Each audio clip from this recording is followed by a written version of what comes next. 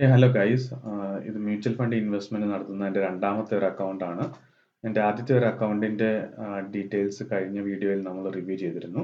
അപ്പോൾ ഈ വീഡിയോയിൽ ഈ പോർട്ട്ഫോളിയോയിൽ ഏതൊക്കെ മ്യൂച്വൽ ഫണ്ടാണ്, അതിൻ്റെ പെർഫോമൻസ് എങ്ങനെയാണെന്ന് നമുക്കൊന്ന് റിവ്യൂ ചെയ്യാം. അപ്പം മ്യൂച്വൽ ഫണ്ടിൻ്റെ ഈ പോർട്ട്ഫോളിയോയിലോട്ട് വന്നു കഴിഞ്ഞാൽ ഇവിടെ ടോട്ടൽ ഇൻവെസ്റ്റ് ചെയ്തിരിക്കുന്ന വാല്യൂ എന്ന് പറയുന്നത് 11.10 ലാക്ക് ആണ്. Total returns so far 8.57 lakhs ആണ്. ഇതെന്ന് പറയുന്നത് 77.20% ആണ്. എന്ന് പറയുന്നത് വളരെ വലിയൊരു റിട്ടേൺ തന്നെയാണ്. ആൻഡ് XIR റേഷ്യോ എന്ന് പറയുന്നത് 25.62%.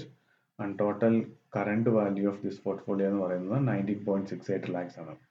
ഇനി നമുക്ക് ഏതൊക്കെ മ്യൂച്വൽ ഫണ്ടുകളിലാണ് ഇൻവെസ്റ്റ് ചെയ്യുന്നതെന്നും ഓരോ മ്യൂച്വൽ ഫണ്ടിൻ്റെയും പെർഫോമൻസ് നമുക്ക് വിലയിരുത്താം.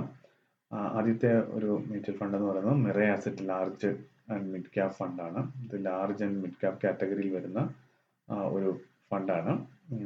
ഇത് നൽകുന്ന റിട്ടേൺ എന്ന് പറയുന്നത് 88.40% ആണ്.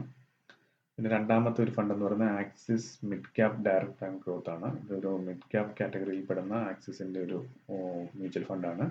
ഇതെനിക്ക് നല്ലൊരു റിട്ടേൺ തരുന്നുണ്ട്. 100% റിട്ടേൺ തരുന്നുണ്ട്.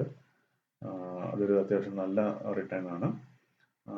മറ്റൊന്നാണ് നിഫ്റ്റി ഇൻഡെക്സിൽ SIP ചെയ്യുന്നുണ്ട്. UTIയുടെ നിഫ്റ്റി 50 ഇൻഡെക്സ് ഫണ്ടാണ്. ഇത് മോശമില്ലാത്ത റിട്ടേൺ തരുന്നുണ്ട്. 36.95% ആണ് ഈ ഇൻഡെക്സ് ഫണ്ട് നൽകുന്നത്. മറ്റൊന്നാണ് ഒരു സ്മോൾ ക്യാപ് കാറ്റഗറിയിൽപ്പെട്ട ആക്സിസിന്റെ ഒരു മ്യൂച്വൽ ഫണ്ട്. ഈ മ്യൂച്വൽ ഫണ്ട് റീസെന്റ് സ്റ്റാർട്ട് ചെയ്തതാണ്. എന്നാലും അതൊരു 55.30% റിട്ടേൺ തരുന്നുണ്ട്.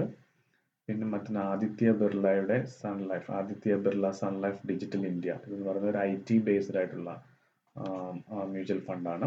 അതെനിക്ക് 76.16% റിട്ടേൺ നൽകുന്നുണ്ട്. അപ്പോൾ ഇങ്ങനെ ഒരു 6 SIP ആണ് ചെയ്യുന്നത്. 1 2 3 4 5 മ്യൂച്വൽ ഫണ്ടുകളിലായിട്ടാണ് ഇപ്പം ഇൻവെസ്റ്റ്മെന്റ് നടത്തുന്നത്. ഓവറോൾ റിട്ടേൺ എന്ന് പറയുന്നത് 77.20% ആണ്.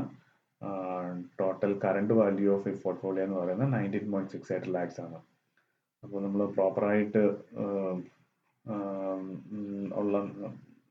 പ്രോപ്പറായിട്ടുള്ള മ്യൂച്വൽ ഫണ്ടുകൾ ഇൻവെസ്റ്റ് ചെയ്താൽ നല്ലൊരു റിട്ടേൺ ജനറേറ്റ് ചെയ്യാൻ കഴിയുമെന്ന് കാണിക്കുക എന്നാണ് ഉദ്ദേശം. അപ്പോൾ താങ്ക് യു ഗൈസ്.